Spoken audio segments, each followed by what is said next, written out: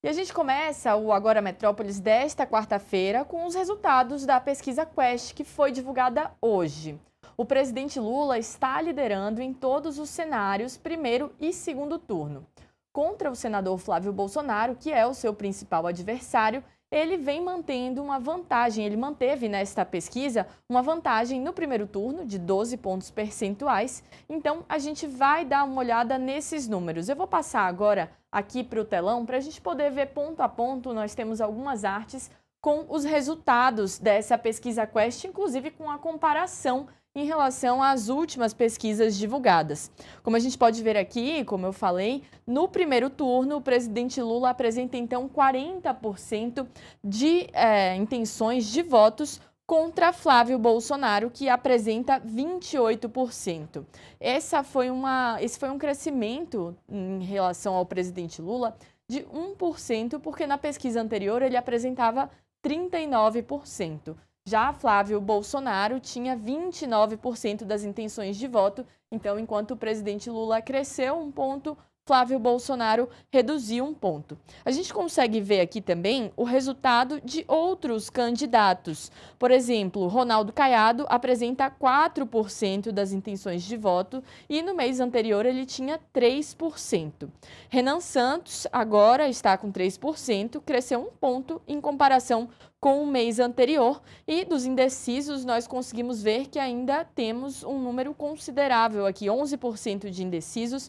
Antes, em junho, esse número era de 10%. A gente tem também uma arte em relação ao segundo turno, porque no segundo turno o presidente Lula também está 8 pontos à frente de Flávio Bolsonaro.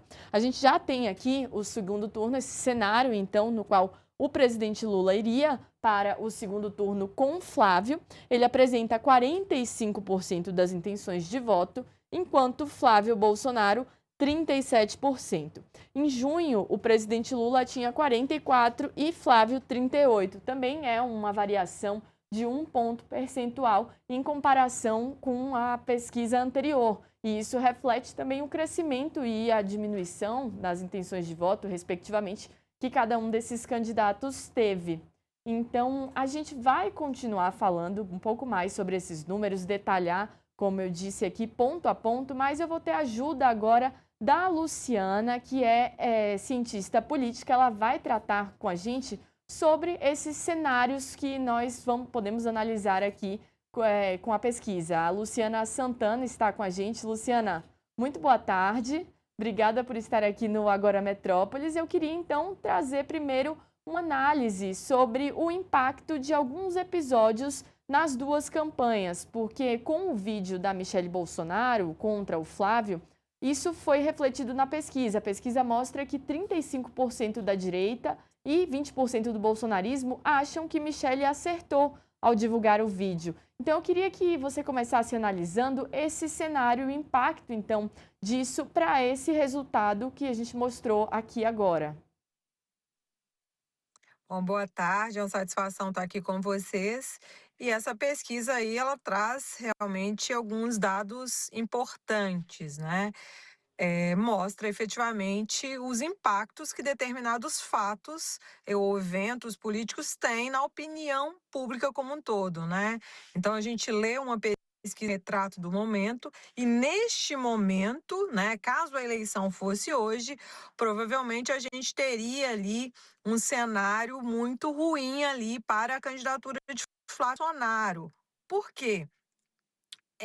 Fica muito evidente, né, que a declaração por meio de vídeo da Michelle Bolsonaro acabou ampliando ali, né, aspectos negativos que ele já tinha entre as mulheres, mas não somente. Ampliou também para outros grupos, outros perfis eleitorais que viram ali, né, de forma bastante negativa, né, a forma, né, e o próprio conteúdo ali, né, dessa crise, desse conflito entre os dois membros da mesma família, né? E isso, se não houver uma estratégia agora para minimizar, isso tende sim a amplificar na campanha, né? caso confirmado aí a candidatura de Flávio nas convenções, né? E isso acredito que pode ser muito bem explorado aí né, pela campanha de, né, Luiz Inácio Lula da Silva, porque é um trunfo muito grande, né? E a maioria do eleitorado é feminino, né? Então, nessas mulheres eleitoras, nós mulheres eleitoras, somos mais críticas e somos mais difíceis de serem convencidas, principalmente, né, diante de uma situação, de uma declaração, de uma fala de uma mulher. Perfeito, Luciana. E essa pesquisa de hoje também trouxe dados em relação à rejeição dos dois candidatos. A gente tem inclusive arte para mostrar um pouco esses números, ilustrar. Eu queria que a gente jogasse aqui para o público que acompanha a gente, vamos lá, produção, jogar essa arte aqui para a gente conseguir ver a rejeição tanto de Lula quanto de Flávio Bolsonaro, porque isso acaba impactando muito nesses votos, principalmente nessa tentativa dos dois candidatos de conquistarem os votos daquele eleitorado indeciso. Como a gente acabou de ver aqui, tem 11% desse eleitorado que ainda está indeciso, né? Então, Luciana, como que essa variação, esses números da rejeição em relação a ambos os candidatos impacta nesse cenário eleitoral? A rejeição é um indicador importante porque ele mostra o potencial de crescimento aí das candidaturas, né? Então, quanto mais Coloca rejeitado o. você é, Desculpa, menos pode. condições efetivas você. Eu não sei se você Opa! tá me acompanhando. Luciana, deu uma É, cortadinha. Vamos voltar então, que a gente estava falando sobre como impacta, né, essa rejeição dos dois candidatos impacta no cenário eleitoral, porque existe pelo menos 11% ali dos eleitores que estão indecisos. Então, vamos recomeçar para fazer essa análise. claro. É, a rejeição é muito importante a gente olhar, né, não apenas para aprovação, mas ali a gente vai ter um potencial de crescimento das candidaturas, né? Então, quanto mais rejeitado, menor o potencial de crescimento, né? Consequentemente, aquele que tiver uma menor rejeição tem mais condições de convencer o eleitorado indeciso de que ele é a melhor candidatura, né? Então, hoje, essa situação também é mais favorável aí à candidatura, né, do presidente Lula, né, tendo em vista o crescimento da rejeição aí do nome, né, de Flávio nesse cenário. Perfeito. E a gente também tem dados aqui, Luciana, da rejeição dos outros pré-candidatos. Essa pesquisa também analisou essa rejeição em relação aos demais nomes. A gente viu aqui o Ronaldo Caiado, é um dos candidatos que também vem apresentando números ali logo atrás dos dois primeiros. Temos o Renan Santos, também o Romeu Zema. Queria que você desse uma analisada nessa rejeição e como isso pode impactar principalmente na campanha do Flávio Bolsonaro, porque a gente tem candidatos que são candidatos à direita, embora eles não estejam fechados, obviamente, com o Flávio Bolsonaro, estão sustentando as suas campanhas, né? Mas como isso pode impactar num possível cenário, talvez, de segundo turno, no qual esses votos deles poderiam ser transferidos para Flávio Bolsonaro? Hoje o cenário que eu vejo, né, principalmente que as candidaturas elas são predominantemente ali de centro-direita, né? Isso mostra efetivamente uma grande fragmentação ali no campo da direita, né, uma falta ali de coesão, né, de possibilidade, né, de parcerias, né, de coalizões entre esses candidatos, né.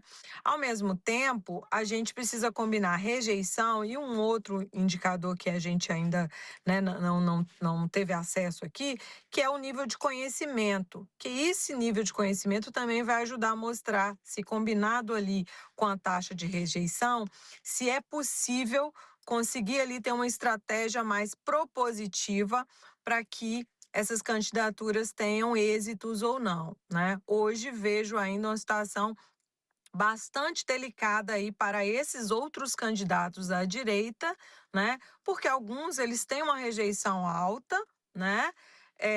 E eles até hoje não conseguiram ter um distanciamento muito grande ali em relação a outros nomes, né? Talvez a grande surpresa que a gente veja aí é Renan Santos, né? Que pouco a pouco vem se apresentando, vem se mostrando ali, mas acredito que tem dificuldades de ampliar o capital político, né, até pelo projeto que apresenta, né, um projeto que eu diria não está muito ali de encontro com o que a gente vê, né, sendo esperado pelo eleitor brasileiro. Então, esse é o cenário que a gente vê hoje, né? A direita precisa se encontrar um pouquinho mais, né, para ter algum tipo de êxito nessa eleição deste ano. Luciane, além desse cenário eleitoral, especificamente, a pesquisa também analisou como anda a aprovação do governo Lula. O governo Lula teve uma aprovação de 48%, enquanto a desaprovação foi de 47%. A gente consegue ver aí, na verdade, essa é a avaliação do governo, né? Eu estou falando da avaliação do presidente Lula.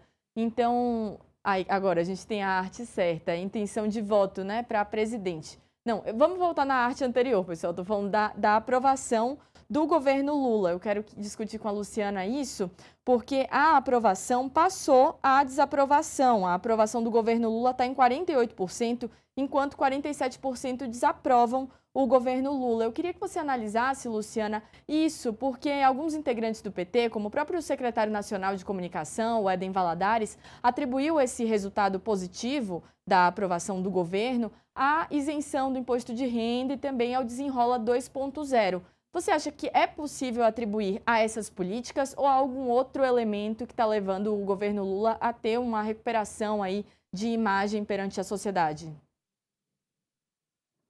Bom, a gente não tem nessa pesquisa uma evidência que são esses programas que estão mudando ali um pouco o vento a favor, né, do governo Lula. Né? Mas a gente pode levantar isso como hipóteses e acompanhar no longo prazo, né? E se possível que as próprias rodadas, né, da pesquisa Quest venham de forma mais efetiva, né? Até para a gente saber da lembrança das pessoas em relação a esses programas, se eles têm efetividade aí sobre a mudança, né, de posicionamento em relação ao governo Lula. De qualquer forma, a gente não pode desconsiderar, né, que existem trunfos na mão do presidente Lula, e esses são uns, né, que podem e que vão ser explorados durante a campanha.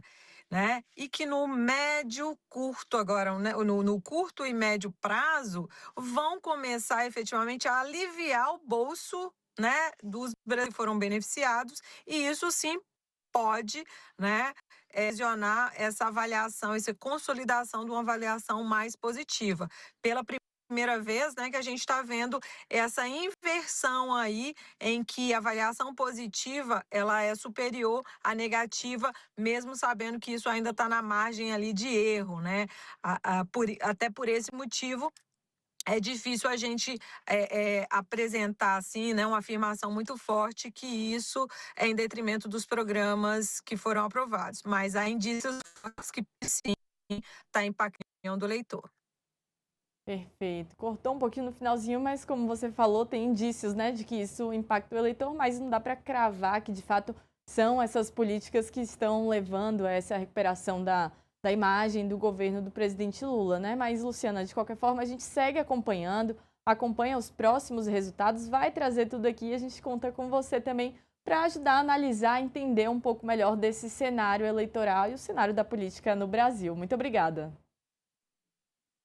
Pode contar sempre comigo. Tô aqui em trânsito, mas eu fiz questão de estar aqui contribuindo com vocês. É sempre uma satisfação. Um abraço. Um abraço.